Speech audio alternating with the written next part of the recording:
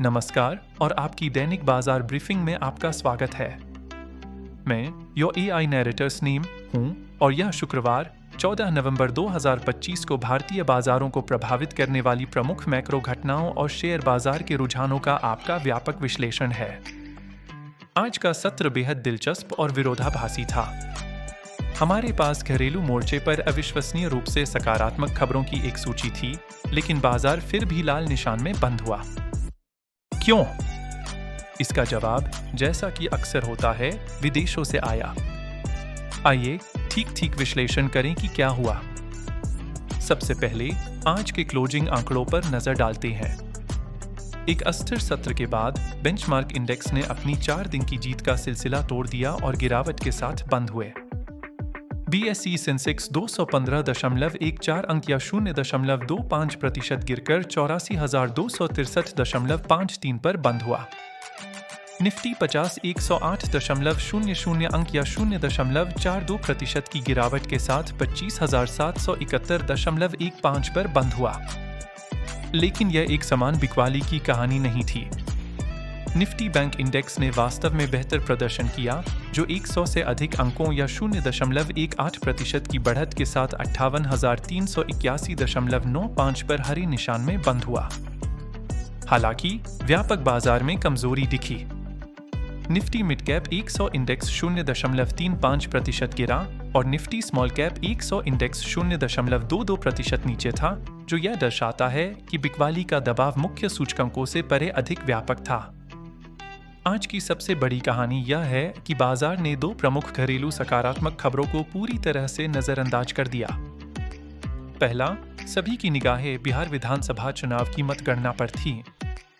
दिन भर के शुरुआती और लगातार रुझानों ने मौजूदा एनडीए गठबंधन के लिए मजबूत बढ़त की ओर इशारा किया।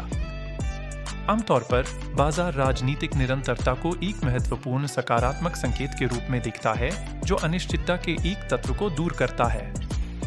आज इस सकारात्मक संकेत को पूरी तरह से नजरअंदाज कर दिया गया। दूसरा और मैक्रो परिप्रेक्ष्य से कहीं अधिक महत्वपूर्ण, अक्टूबर के लिए भारत के मुद्रास्फीति के आंकड़ों का जारी होना था, और ये आंकड़े किसी आश्चर्य से कम नहीं थे। खुदरा मुद्रास्फीति भारत की अक्टूबर माह की CPI गिरकर 0.25% के रिकॉर्ड निचले स्तर पर आ गई। यह पिछले साल इसी महीने में दर्ज 5.1% की तुलना में एक बड़ी गिरावट है। थोक मुद्रास्फीति WPI लगातार चौथे महीने अपस्फीति क्षेत्र में बनी रही, जो नकारात्मक 1.21% पर आई। कीमतों के दबाव में यह गिरावट खाद्य कीमतों में तेज नरमी के कारण आई, जिसका श्रेय एक मजबूत खरीफ फसल और बेहतर आपूर्ति श्रृंखला प्रबंधन को जाता है। इसका क्या मतलब है? यह डेटा लगभग गारंटी देता है कि भारतीय रिजर्व बैंक के पास अपनी अगली नीति बैठक में ब्याज दरों में कटौती करने के लिए पर्याप्त गुंजाइश है। कम मुद्रास्फीति और RBI द्वारा दर में कटौती की संभावना शेयर बाजार के लिए शक्तिशाली उत्प्रेरक हैं। तो स्थिर राजनीति और रिकॉर्ड कम मुद्रास्फीति रिपोर्ट के बावजूद बाजार क्यों गिरा? भारतीय बाजार आज एक साधारण कारण से गिरे। वैश्विक बाजारों, विशेष रूप से वॉल स्ट्रीट से एक तेज नकारात्मक हैंडओवर। कल रात अमेरिकी बाजारों ने एक महीने से अधिक समय में अपनी सबसे तेज गिरावट देखी। डॉव जोन्स गिर गया और टेक हेवी नैस्डैक कंपोजिट पर विशेष रूप से भारी मार पड़ी। यह नकारात्मक भावना आज सुबह एशिया में फैल गई। जापान, दक्षिण कोरिया और हांगकांग के बाजार सभी गहरे लाल निशान में कारोबार कर रहे थे। इसका जवाब US फेडरल रिजर्व के पास है। पिछले 24 घंटों में बोस्टन फेड अध्यक्ष सुसान कॉलिंस सहित कई फेड अधिकारियों की आक्रामक टिप्पणियों ने दिसंबर में दर में कटौती की निवेशकों की उम्मीदों पर पानी फेर दिया। संदेश यह था कि मुद्रास्फीति को पूरी तरह से मात देने के लिए दरों को कुछ समय के लिए स्थिर रखने की आवश्यकता हो सकती है। चूंकि बाजार पहले से ही दर में कटौती की उच्च संभावना को मानकर चल रहा था, इसलिए इस नो-कट नैरेटिव ने संपत्तियों की एक बड़ी रिप्राइसिंग शुरू कर दी, जिससे वैश्विक रिस्क लहर पैदा हुई। यह वैश्विक कहानी आज भारतीय बाजारों की सबसे बड़ी चालक थी, जिसने यह साबित कर दिया कि जब अमेरिका छींकता है तो बाकी दुनिया को अब भी जुकाम हो जाता है।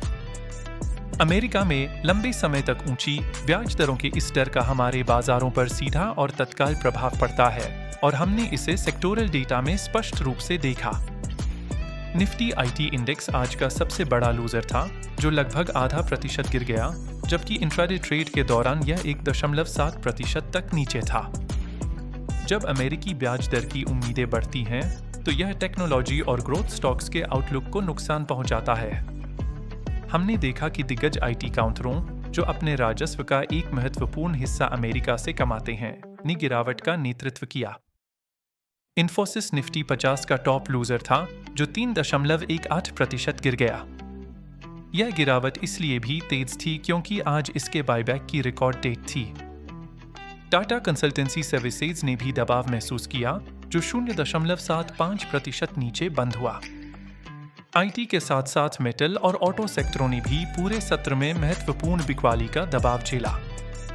आइए देखें कि कौन खरीद रहा था और कौन बेच रहा था।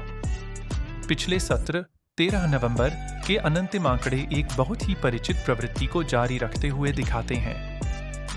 विदेशी संस्थागत निवेशक शुद्ध बिकवाल थे, जिन्होंने कैश मार्केट से 383.68 करोड़ निकाले।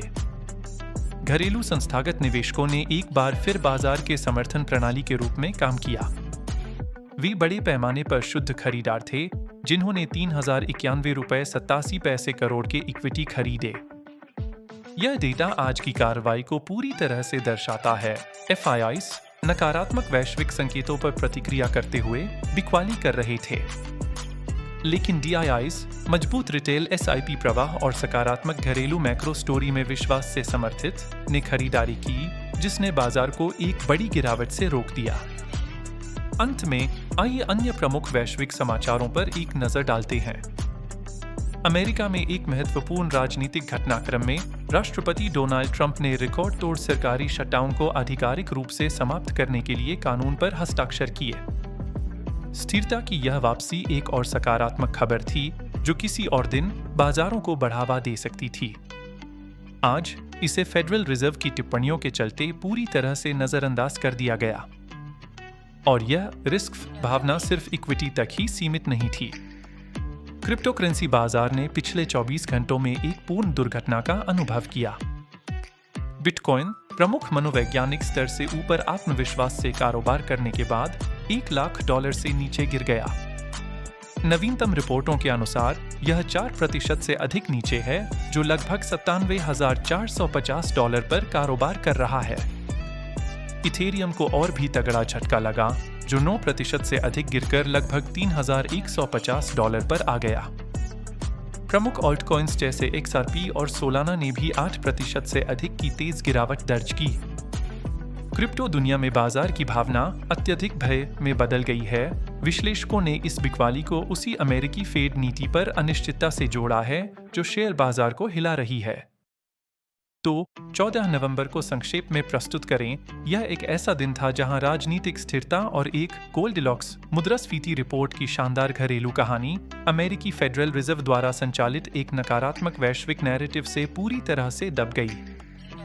मुख्य बात यह है कि हमारा बाजार एक रस्साकशी में फंसा हुआ है। घरेलू फंडामेंटल एक मजबूत खरीद संकेत हैं, लेकिन वैश्विक बाधाएं एक शक्तिशाली बिक्री संकेत है। डीआईआईज घरेलू टीम के लिए खेल रही हैं, लेकिन एफआईआईज वैश्विक खेल से प्रभावित हो रही हैं। अगले सप्ताह को देखते हुए निफ्टी 50 के लिए प्रमुख तकनीकी स्तर 25,700 का सपोर्ट जोन है। ऊपर की ओर 26,000 महत्वपूर्ण प्रतिरोध स्तर बना हुआ है। बाजार की दिशा इस बात पर निर्भर करेगी कि कौन सी कहानी जीतती है, भारत के मजबूत मैक्रोज या दुनिया की ब्याज दरों का डर। यह था आपका आज का मार्केट रैपअप। देखने के लिए धन्यवाद। मैं कल अगले अपडेट के साथ वापस आऊंगा।